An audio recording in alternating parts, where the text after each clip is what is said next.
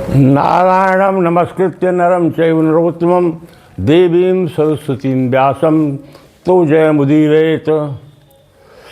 कृष्णाय वासुदेवाय हरे परमात्मने प्रणतः क्लेशनाशाय गोविंदाय नमो नमः। हरि शरणम नारायण नारायण नारायण। वही पिछले कल्प में जो द्रविड़ देश के राजा से थे सत्यव्रत, जो मत्स्यावतार से जिसका संबंध था, मत्स्यावतार बताया था पिछली बार ना, तो मत्स्यावतार का जिसका संबंध था वो राजा सत्यव्रत, वही अगले जन्म में वैवस्वत मन होकर प्रकट हुए। वैवस्वत जो मरणोत्तर चल रहा है, वैवस्वत बन पड़ गया। ब्रह्मा के मानस पुत्र कौन थे? मरीच, जो ज्येष्ठ थे, नंबर 1 वाले। और मरीच के पुत्र कश्यप के 12 पुत्र, 12 आदित्य थे, जिसमें एक सूर्य भगवान स्वयं विवस्वान थे। विवस्वान की संज्ञा नाम की पत्नी से वैवस्वत प्रवृत्त हुए थे, जिनका प्रारंभिक नाम जो था वो क्या कहते हैं, उनका प्रारंभिक नाम श्राद्धदेव था। श्राद्धदेव, तो जो विवस्वान के पुत्र थे श्राद्धदेव, वो चूँकि विवस्वान से प्रकट हुए थे इसलिए उनका नाम वैवस्वत रखा गया। संज्ञा उनकी माँ थी। वैवस्वत महाराज अभी सूर्यवंशी राजा हुए, सूर्य के वंश में। अरे कश्यप जो थे उनके पुत्र सूर्य थे, विवस्वान, तो उन्हीं के विवस्वान के पुत्र ही तो वैवस्वत, यानी ये सूर्यवंशी राजा थे। इनके कोई संतान नहीं थी, संतान विहीन थे। तो इन्होंने अपने गुरु वशिष्ठ से आग्रह किया कि महाराज मुझे कोई संतान चाहिए, विशेष करके पुत्र संतान, जिससे कि राजकाज चले। तो इनके गुरु जो वशिष्ठ जी थे, इन्होंने इनसे मित्रावरुण नाम का यज्ञ कराना प्रारंभ किया। मित्रावरुण, अब इनकी इच्छा थी कि पुत्र पैदा हो, लेकिन जो इनकी पत्नी थी श्रद्धा, वैवस्वत मन की पत्नी का नाम था श्रद्धा की इच्छा थी कि लड़की हो जाए ज़्यादा ठीक है। तो इन्होंने जो होता था संकल्प करने वाला, उससे इन्होंने कह दिया कि लड़की हो जाए महाराज ज़्यादा ठीक है। तो रानी के कहने से होता ने कन्या पैदा होने के लिए संकल्प कर दिया। तो हुआ क्या कि श्रद्धा से पुत्र के बजाय पुत्री पैदा हुई। उसका नाम रखा गया इला। याद रखिए, इला नाम की कन्या हुई। तो महाराज वैवस्वत ने कहा गुरु वशिष्ठ से कि गुरु जी आप लोग तो ब्रह्मर्षि हैं, तपोबल में कोई कमी नहीं है, आप लोग वेद मंत्रों को ज्ञाता हैं, सत्यनिष्ठ हैं, ऐसे कौन सी कमी हो गई कि पुत्र की जगह पुत्री पैदा हो गई, पुत्र की जगह पुत्री पैदा हो गई। तो वशिष्ठ ने कहा कि चलिए कोई बात नहीं है, समझ गए क्या क्यों हुआ, जानकारी उनको हो गई। चलिए मैं इस पुत्री को ही पुत्र बना देता हूँ, पुत्री को ही पुत्र बना देता हूँ। तो वशिष्ठ जो थे ये अपने तपोबल से नारायण का स्मरण किए, उनकी स्तुति किए, उनकी वंदना किए। तो परिणाम क्या हुआ, वो इला ही जो है वो पुरुष हो गई। इला जो कन्या थी वो पुरुष हो गई,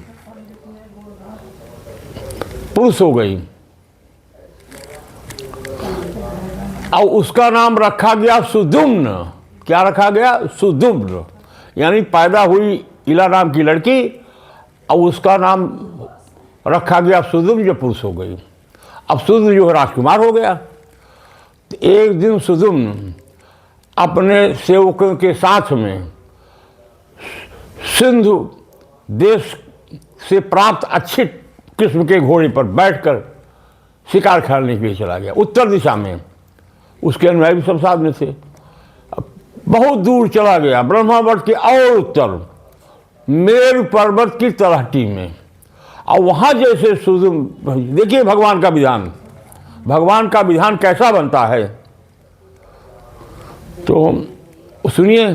तो वहाँ पहुँचने पर सुजुम्न स्त्री हो गया, घोड़ा घोड़ी हो गई, जितने सेवक से सब स्त्री हो गए, जितने पुरुष जात से पूछे तो गए थे वहाँ, जो 1500 उसके सैनिक थे सब स्त्री हो गए, और जितने घोड़े से सब घोड़ी हो गए। ये खुद ही एक लड़की हो गई। ताज्जुब वाली बात, ताज्जुब वाली बात। तो पूछा गया,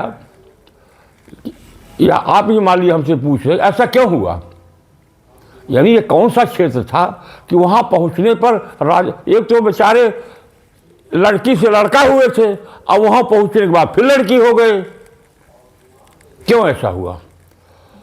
वो जो है सुमेर की मेर पहाड़ की तलहटी, वो कैलाश का क्षेत्र पड़ता है, वो शंकर भगवान का क्षेत्र है। एक समय शंकर भगवान बैठे थे और उनकी गोद में माता जी बैठी थी, नग्न अवस्था में, उनके शरीर में बस नहीं था, गोदी में बैठे हैं लेकर के अपनी पत्नी को। तो कुछ ऋषि लोग जा रहे थे भगवान शंकर से मिलने के लिए।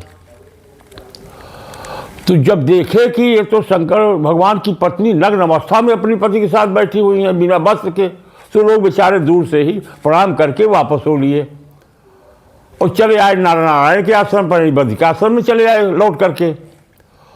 तो पार्वती जी को लज्जा आ गई, वो तुरंत जो है शंकर जी की गोद से उठी और जल्दी जल्दी वस्त्र पहनने लगी, लेकिन तब तक वो उठ गए थे। तो माँ जी को प्रसन्न करने के लिए भगवान शंकर ने कहा, अब पुरुष जात में मैं ही यहाँ रहूँगा, यहाँ कोई पुरुष का प्रवेश नहीं होगा, और यहाँ कोई भी पुरुष अगर आएगा तो भी स्त्री हो जाएगा, यानी कि या तुम रहोगी या मैं रहूँगा, मेरे अलावा कोई पुरुष यहाँ नहीं प्रवेश कर सकता है। अगर प्रवेश किया तो भी स्त्री हो जाएगा। तो वही शंकर जी की वजह से एक घटना घटी, यानी ये सुजुम्न जो थे सैनिक के साथ में स्त्री हो गए, घोड़ा घोड़ी हो गया, यही वजह हुई। तो जो काफ़ी दिन के बाद सुजुम्न नहीं लौटे,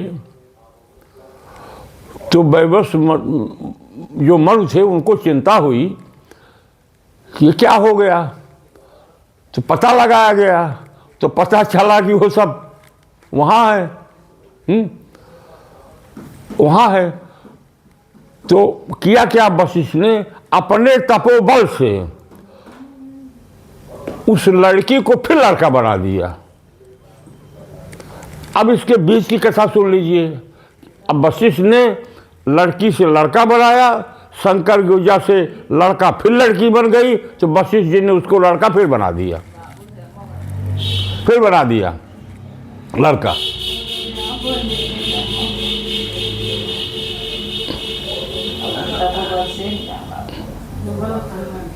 अरे चुप हो जाओ भैया, वहां तक आवाज आ रही है। उसके बाद फिर वो लड़की अपने सहेलियों के साथ वही जंगल में घूम रही थी। तो वहीं बुध का आश्रम था। बुध कौन थे? चंद्रमा के पुत्र, चंद्रमा के पुत्र थे बुध, चंद्रमा के पुत्र थे। तो बुध था, तो घूमते घूमते बुध के आश्रम पर चली गई। बुध इस कन्या को देखकर मोहित हो गए, एक कन्या बुध को देखकर मोहित हो गई। अब दोनों पति पत्नी हो गए और उसे एक लड़का पैदा हुआ, उसका नाम रखा गया पुरूरवा। क्या रखा गया? पुरूरवा। तो पुरूरवा की माँ कौन थी? वही तथाकथित लड़की। अब उसको लड़की कहा ले चाहे लड़का कहा ले, उस समय तो लड़की थी वो। अब बुध माने चंद्रमा पुत्र। यही पुरूरवा के वंशज बाद में चल करके सोमवंशी राजा हुए। जितने सोमवंशी राजा हैं सब पुरूरवा के वंशज हैं। अब हम लौटते हैं वही कथा पर कि वो जो सुजुम्न था अब पुरुष होकर के लौट कर आ गया। उसके सब सैनिक हो गए, घोड़ी बने से घोड़ा सब आ गए। किसकी? वशिष्ठ की कृपा से सब आ गए। लेकिन शंकर जी का कथन पूर्ण रूप से मिटा नहीं। शंकर जी नियम बना दिया था। जब वशिष्ठ ने शंकर जी की आराधना किया और ये हुआ कि भाई स्त्री पुरुष हो रहा है, तो उन्होंने कहा चलो आपका जजमान 1 महीने स्त्री रहेगा और 1 महीने पुरुष रहेगा। 1 महीने स्त्री रहेगा।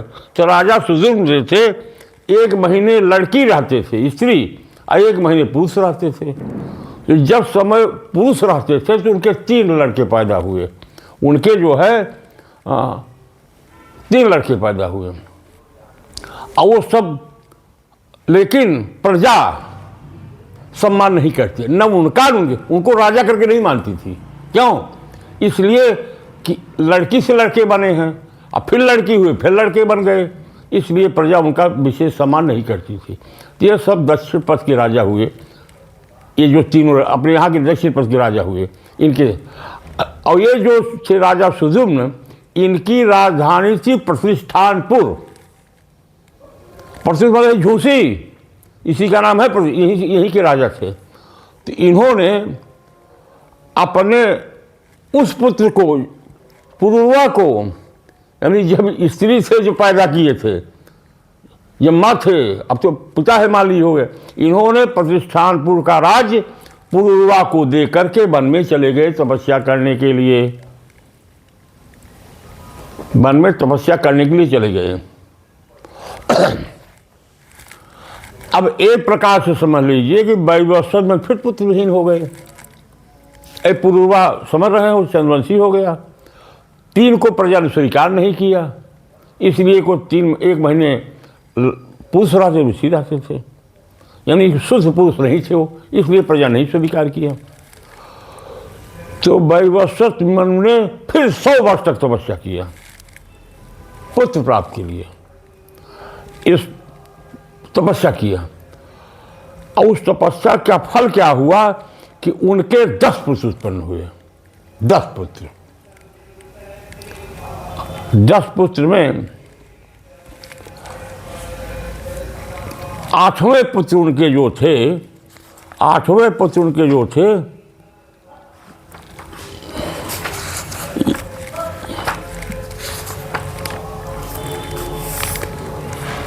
वो थे महाराजा सरेयाती। 8वें पुत्र, यानी कि वैवस्वत मन के जो 10 पुत्र पैदा हुए, ये सब क्षत्रिय राजा हुए ना। सूर्यवंश चल रहा है ना, पूर्ववा तो सोमवंश अलग हो गया, जो पूर्ववा थे वो बुध के पुत्र। अब ये तो चल रहा है आपका सूर्यवंश। तो जो वैवस्वत मन से उनके 8वें पुत्र थे राजा सरेयाती। ये वेदों के बहुत विद्वान थे, वेदों के बहुत विद्वान थे, पारंगत। इनकी एक कन्या थी और उसका नाम था सुकन्या। एक बार राजा जंगल में गए शिकार खेलने के लिए और साथ में कन्या भी थी। सेना इनकी जंगल में रुकी हुई है, कन्या भी साथ में है। तो कन्या टहलने गई तो महाराजा भृगवंशी च्यवन वहाँ तपस्या कर रहे थे, वहाँ तपस्या कर रहे थे और उनके शरीर की पूरी बाँबी बन गई थी। तो उस कन्या ने सोचा जुगनू जैसा क्या चमक रहा है, तो उसने किसी लकड़ी वगैरह से उसको गोद दिया। आँख से आंसू आ गए, ब्लड आ गया, खून आ गया। उसका परिणाम क्या हुआ, प्रकोप क्या हुआ कि जितने लोग वहाँ थे सबका टट्टी पेशाब सब बंद, सांस लेना दूभर, न जिंदा न मुर्दा। ये हुआ क्या हुआ, क्या हुआ, क्या हुआ, ऐसा क्या हो गया, पूरी सेना बेहाल है। तो महाराजा सरेयाती ने कहा किसी ने कहीं ऐसा तो नहीं है कि च्यवन ऋषि के साथ अपराध कर दिया हो। भृगवंशी थे च्यवन ऋषि, अपराध तो नहीं कर दिया कहीं, इसीलिए तो ऐसा नहीं हो गया। तो पता चला नहीं उन्हीं की कन्या ने अपराध किया है। तो इस संकट से बचने के लिए सब लोग गए च्यवन ऋषि के शरण में, उनसे वंदना किया।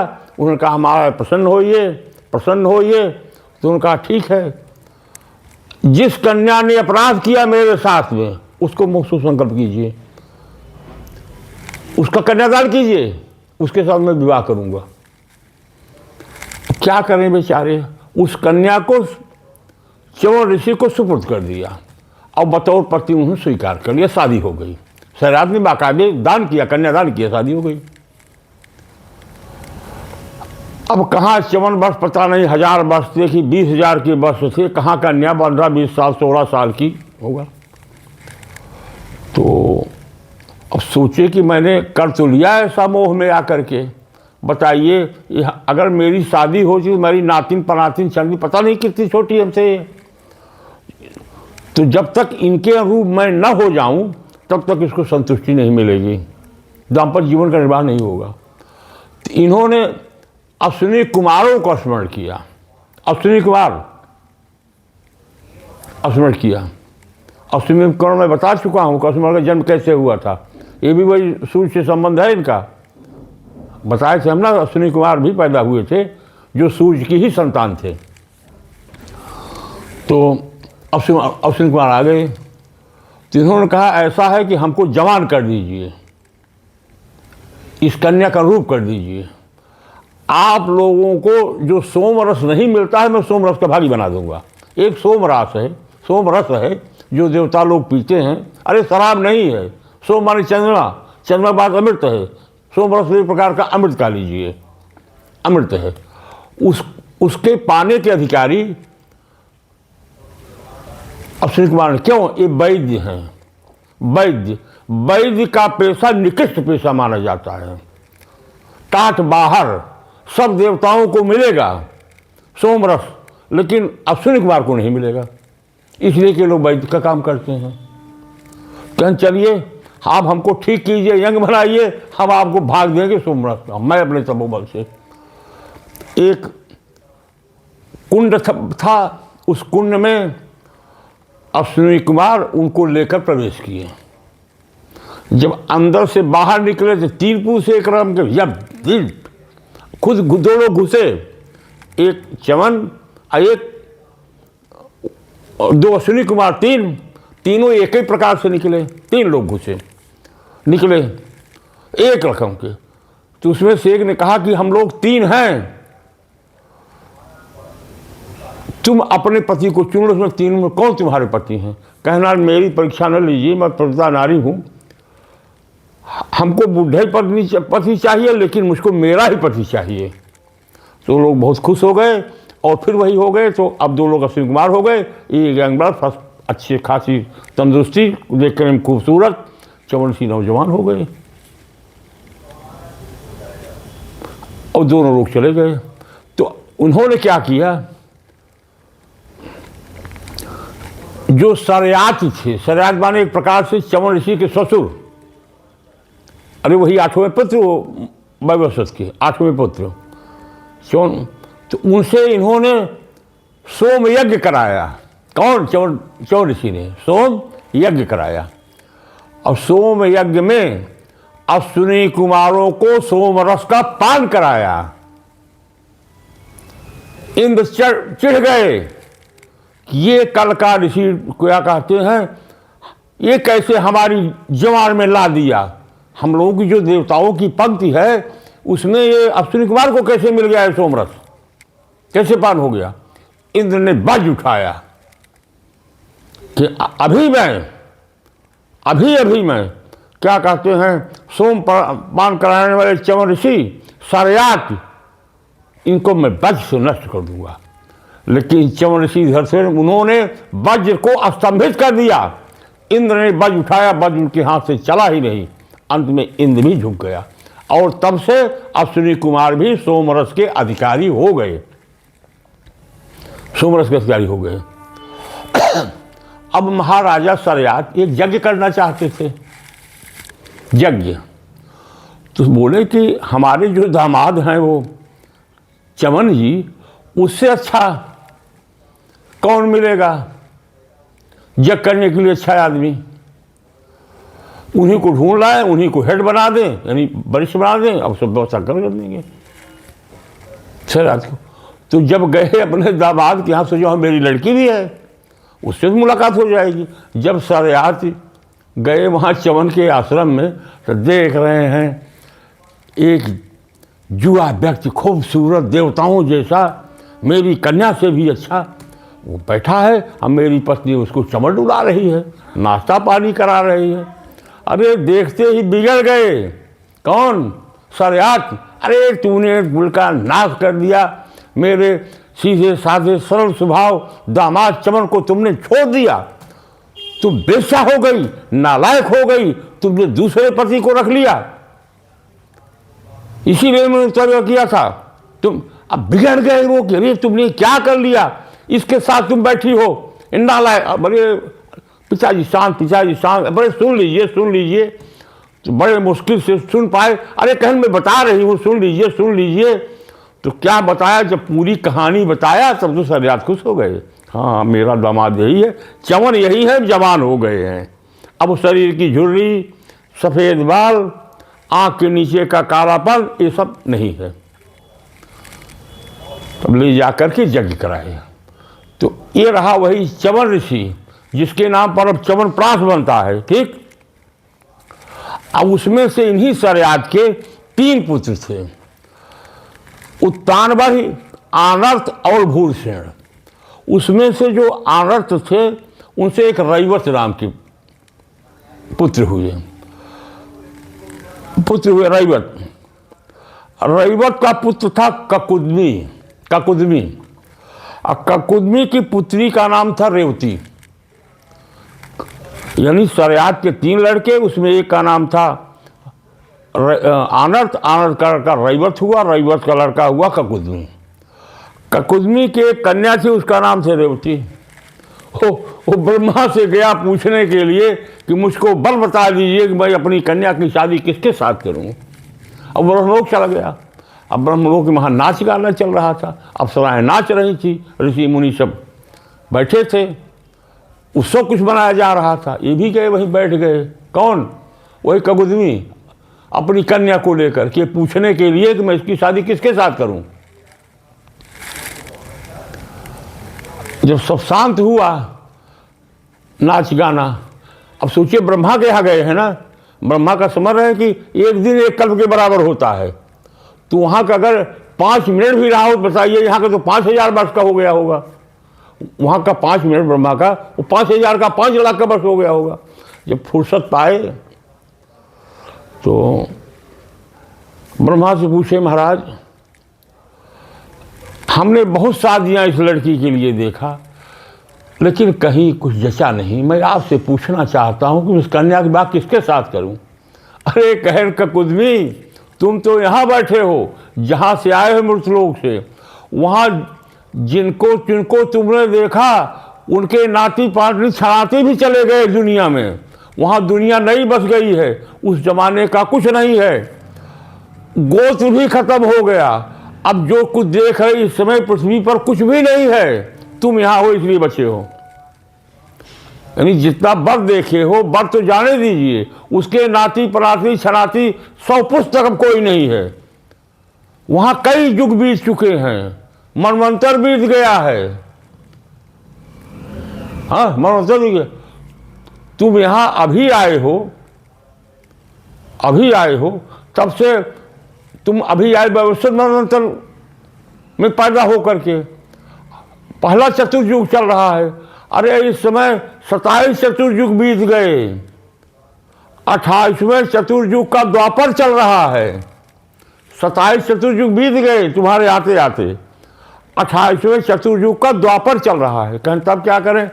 कहें एक तो कृष्ण पैदा हुआ है, उसका भाई है बलराम, उसी के साथ जाओ तुम शादी कर दो। तो ककुदमी आए यहाँ पृथ्वी पर, और उन्होंने कृष्ण के भाई बलराम के साथ रेवती की शादी कर दी। अब बलराम कितने थे उस समय? 5 फीट 9 इंच के, 5 फीट 9 इंच के। और रेवती से पहले पैदा थी ना, रेवती थी 60 फीट की। तो अपने हल से उन्होंने खींच कर छोटा कर दिया अपने बराबर का। बलराम की पत्नी का नाम क्या है? रेवती। वही रेवती है ककुदमी की लड़की। बात समझ में आ गई? इसके बाद महाराजा वैवस्वत मन के 9वें पुत्र का नाम था नभग। नभग से पैदा हुए नाभाग। नाभाग के लड़के थे कौन? अम्बरीश। अगली बार हम अम्बरीश की कथा बताएंगे। जय श्री कृष्ण, जय नारायण।